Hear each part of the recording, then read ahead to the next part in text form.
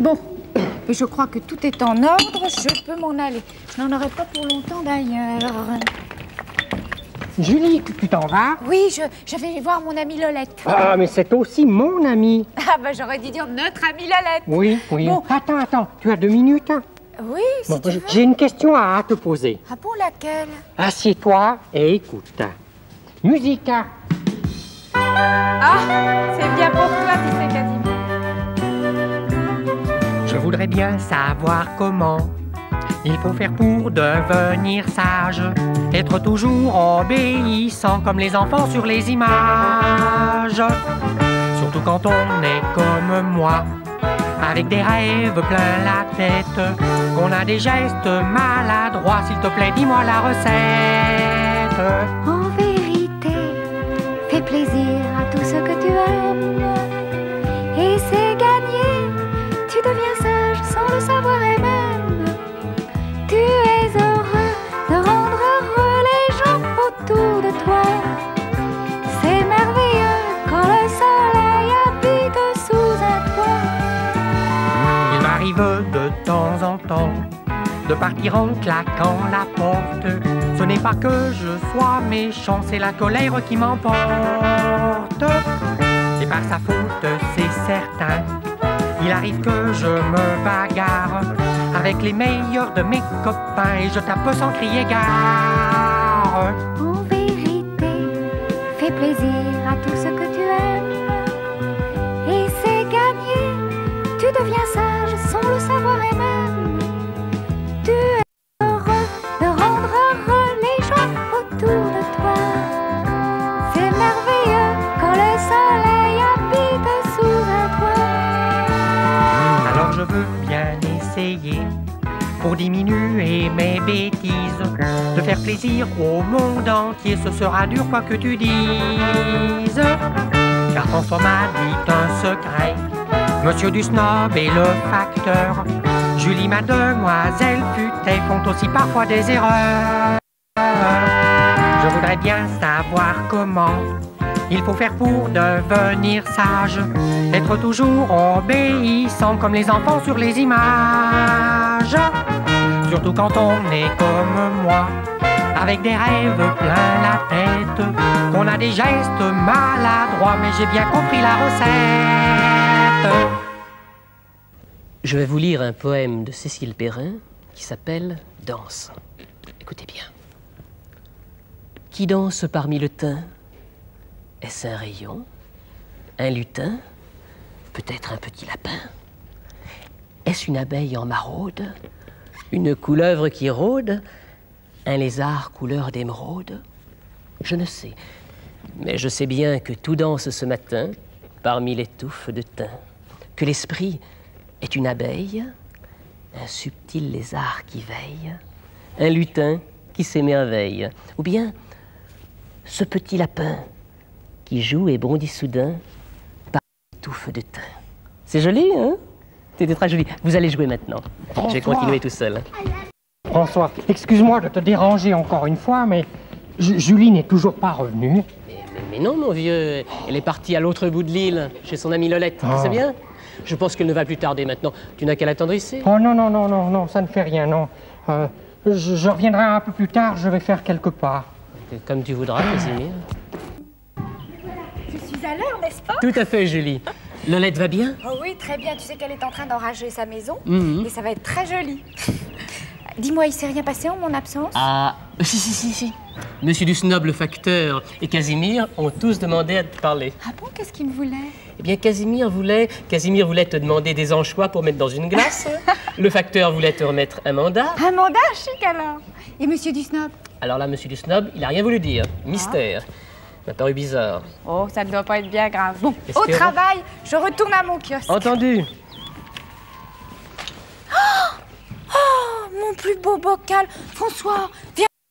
Mon plus beau bocal a été cassé pendant mon absence. Ça, alors, tu es sûr qu'il n'était pas déjà cassé quand tu es parti? Mais certaine, tu n'as rien entendu? Mais non, j'ai rien entendu du tout, non. Pourtant, à cette distance, c'est curieux. Non, mais je suis sorti 2 ou 3 fois du jardin. Oh, moi, je voudrais bien élucider ce mystère quand même. Et moi aussi, mais je vois pas la solution. Et même Monsieur Merlock Holmes ne serait pas capable de te la donner. Oh, attends, Je sais qu'il va m'aider à trouver le coupable.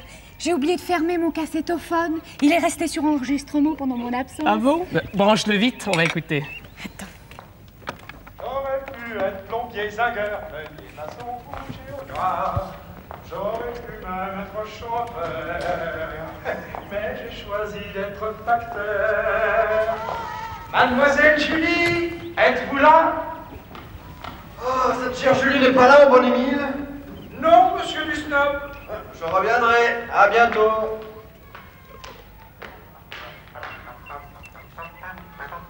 Ah, salut, facteur. Ah, bonjour, Casimir. À plus tard. À plus tard. J'aurais pu être plombier, zagueur, meunier, maçon ou géographe. Salut Casimir. Ah, salut, François. Oh là là.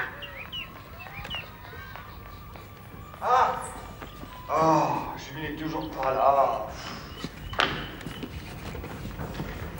Mais ça n'est pas commode tout ça. Non, moi j'ai pas très bien compris. On va recommencer. Oui, tu as raison. D'accord. Nous allons faire très attention au bruit des pas qui s'approchent et qui s'éloignent. Hein. Tu sais ce qu'on va faire? On va aller avec les enfants voir ça au tableau noir. On va D'accord. faire un croquis, ça va être plus facile. Les enfants, venez tous, asseyez-vous sur le banc. Viens avec l'enregistrement, Julie. Non, vous avez compris, les enfants, ce qui se passe. Quelqu'un, en l'absence de Julie, a cassé son plus beau bocal. Et nous allons essayer, grâce à un enregistrement, de deviner quel est le coupable. On va bien faire attention au bruit des pas des personnes qui arrivent et qui repartent. Cherchez bien chez vous. Alors là, dessinons le kiosque de Julie. Julie, envoie l'enregistrement, s'il te plaît. J'aurais pu être plombier, zagueur, meunier, maçon ou géographe. Le facteur. Le facteur arrive au kiosque de Julie. J'ai choisi d'être facteur. Mademoiselle Julie, êtes-vous là?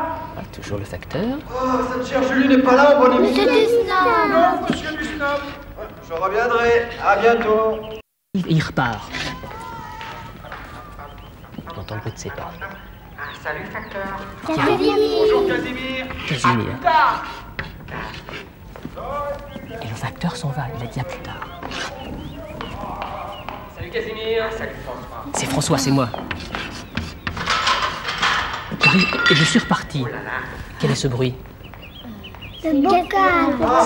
C'est ça. Oh, Julie n'est toujours pas là. Monsieur du Snob est revenu. Et il repart. Donc les enfants, vous avez entendu le bruit du cassé. Et qui était présent? Casimir. C'est Casimir. Donc seul Casimir était présent à ce moment-là. Oui, il faut nous rendre à l'évidence. Et oui, malheureusement. Eh bien maintenant, nous n'avons plus qu'à l'attendre. Tendons-le. Ah, Julie, tu es là. Je voudrais des anchois. Viens donc un peu ici, Casimir. N'aurais-tu pas, par hasard, cassé mon plus joli bocal de bonbons? Moi? Ah non, pas du tout. Eh bien, écoute, je vais être obligée de te traiter de menteur. Parce que nous savons fort bien que tu étais le seul près du kiosque quand ce bocal a été cassé. Ah, oui, en effet, j'étais là. Ah. Mais j'ai tout vu, mais ce n'est pas moi. Et je ne peux rien dire. Nous voyons Casimir. Ne mens pas. Nous avons la preuve que tu étais là. Bon, ben, croyez ce que vous voulez, mais ce n'est pas moi. Léonard! Oh, tu es là. Oh, Julie, justement. Je suis désolé, j'ai complètement oublié la trappe de mon tunnel et j'ai cassé ton bocal. Alors, c'est pour ça que j'ai apporté de la colle pour que tu puisses le réparer. J'avais complètement oublié ce tunnel. Et dire que nous accusions Casimir. Il ne faut jamais juger trop vite.